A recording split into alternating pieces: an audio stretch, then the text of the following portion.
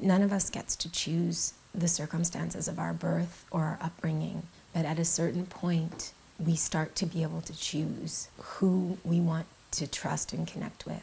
There's that intuitive voice that wakes up when there's a person that you can really connect with on a deeper level. That's your chosen family. And you have to believe them when they tell you good stories about yourself. As a survivor of very, very severe childhood sexual abuse and physical abuse and psychological abuse, I was raised by a white supremacist man from a sundown town in Indiana. You know, he was taught his whole life that someone who looks like me isn't fully human. And he was abused by his family. And I believe that that kind of bigotry, indoctrinating children with that's a form of abuse. And that impairs that child's ability to form empathy. It teaches that child that there's whole sections of humanity that aren't worthy of equal respect and love. You know, that's what my adoptive father believed about me, and that's what he told me about myself every day. I was always outside, even within my family. I was the only Black person in my family, and I was constantly having to explain myself. These are your parents? Yes, these are my parents. It was always, you know, why are you Black? Basically, was the question constantly my whole childhood. Family reunions where I got called the N-word, you know, having to tell some of those folks, I am your relative by blood. Like, is that how you want to talk to me for real? Music helped me crawl out of that pit. There was another way, and I learned that there was another way through poetry, through art, through music, through Tracy Chapman's album that I heard when I was 9 years old.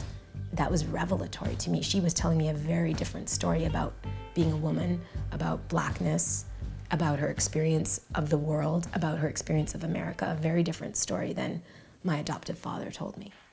And I liked her version better. Last night I heard the screaming, loud voices behind the wall. Another sleepless night for me. Won't do no good to call the police. I think that these cycles of violence and despair flourish with our silence. And they flourish when we feel like we're the only ones who've ever felt this way. And that's just not true. When we feel really isolated and disconnected and like we can't relate to anyone and they can't relate to us, whenever I get to that spot, that's when I realize I have to reach out to someone. When I started disclosing to some very close personal friends as a teenager, my first love, in fact, my first girlfriend, and when I told her what was happening to me, it felt like this burden was lifted, this horrible secret that I'd been keeping for so many years, and I didn't die. I said it, and she didn't turn away, and she didn't think I was disgusting and worthless. She loved me even more and opened her heart even more, and reflected a different story back at me of myself. And I started to be able to love myself a little bit. When we are the most vulnerable and the most open is when hope can come in. My mom has had a really tough time her whole life with her mental health, and she wasn't getting the help she needed because of the stigma around mental health in her family. When I was confronting my abuser and leaving my home, he tried to have me committed. I was terrified of the notion of therapy because I had been gaslit for so many years by my abuser, and I was terrified of being called crazy. For me, music saved my life. Quite literally, it saved my life. That record, Outside Child, is like trying to sing a roadmap of how I got out. And I'm having to go back really deeply into that most painful part of my life. It's been challenging in some ways, but also in a sense therapeutic. I'm going to cover the song Behind the Wall, written by Tracy Chapman. It was the song that made me understand for the first time that I wasn't alone. It was my first time being away from my really abusive childhood home. I was allowed to go on a trip with my Uncle David, my maternal uncle, and we drove through the Rockies in Canada, and he played me Tracy Chapman, in the car tape deck. I had my little pink sunglasses on and DayGlo pink shirt and putting my head against the window and just closing my eyes and sobbing when I heard that song. And I will never forget hearing her voice and the empathy in her voice and the recognition and the understanding. And it also gave me hope because she was singing about it, and that felt really powerful to me, because the fact is that we're all inheritors, we're all the culmination of long lines of survivors.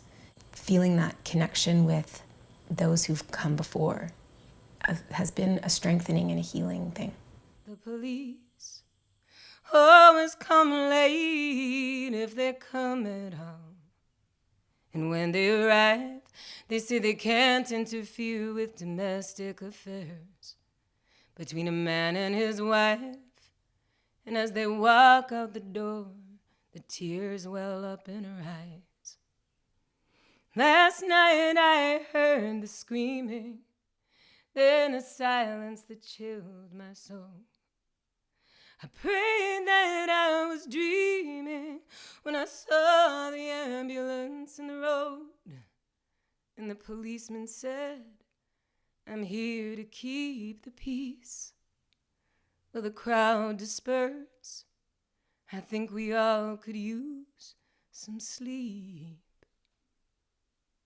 Last night I heard the screaming, loud voices behind the wall. Another sleepless night for me. Won't do no good to call the police. Always come late if they come at all. The police always come late if they come at all.